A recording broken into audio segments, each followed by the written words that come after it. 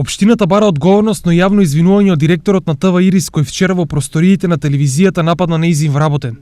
Во писмена реакција која денес испратена до медиумите стои: Општина Штип жали што споменатото лице направи непотребен скандал од проста достава на документ до телевизијата, но затоа нека се одлучува менаџментот на телевизијата.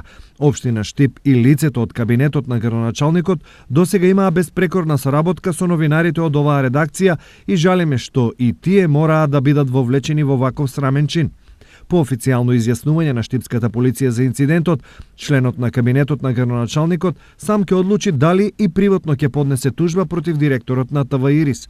Во меѓувреме, бараме менаџментот на ТВ Ирис да се дистанцира од нивниот директор и да го осуди ваквиот чин на непотребно насилство кон нашиот вработен и да превзеде соодветни мерки, а споменатиот директор јавно да се извини. Случајот моравме да го пријавиме во полиција, бидејќи на директорот на ТВ Ирис ова не му е прв пат да покажува ваква нетрпеливост и тоа кон истото лице, без некаков повод и причина. Доколку и овој пат премолчиме, постои опасност споменатиот да превземе уште поопасни действија. Стои во реакцијата од општината. Како што вчера објави ТВ Стар, директорот на телевизијата со навреди и закани за убиство буквално го исфрлил од телевизијата советникот за односи со јавност.